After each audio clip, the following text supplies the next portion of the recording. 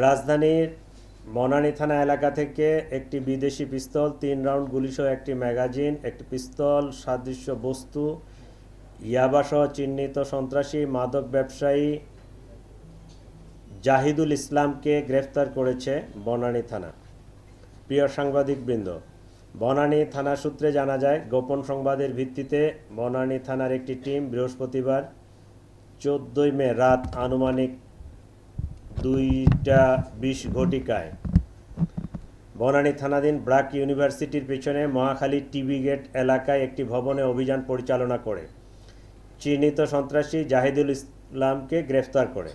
এ সময় তার হেফাজত হতে একটি পিস্তল, 3 রাউন্ড গুলি, একটি ম্যাগাজিন, একটি পিস্তল সদৃশ্য বস্তু, 2150 পিস ইয়াবা, মাদক বিক্রির নগদ টাকা 71,020 টাকা, 3টি মোবাইল ফোন উদ্ধার করা হয়েছে।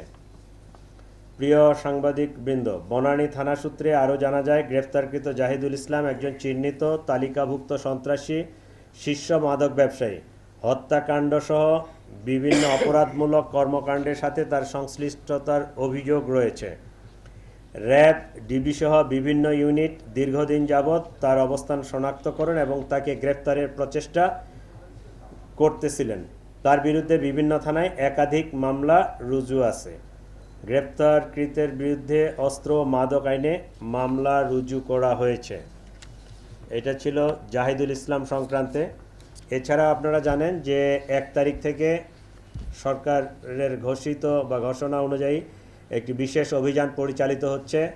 সেখানে ঢাকা মহানগরের চাঁদাবাজ, মাদক কারবারি, ছিনতাইকারী এদেরকে গ্রেফতারের জোর প্রচেষ্টা চলতেছে। এখন পর্যন্ত আমরা তালিকাভুক্ত চাঁদাবাজ 178 জন, তালিকার বাহিরে যারা এই চাঁদাবাজদের সহযোগী এরকম 345 জন, সন্ত্রাসী, ছিনতাইকারী বা ডাকাত দলের সদস্য এরকম 470 জন, মাদক কারবারি 483 জন।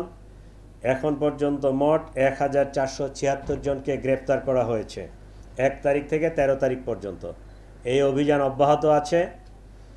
আপনারা বিভিন্ন তথ্য দিয়ে আমাদেরকে সহায়তা করতে পারেন এবং ঢাকাবাসীকে, বিশেষ করে মার্কেটগুলোতে আমি আপনাদের মাধ্যমে তাদেরকে অনুরোধ জানাবো, তারা যেন নিজেদের মধ্যে একটা কমিটি করে।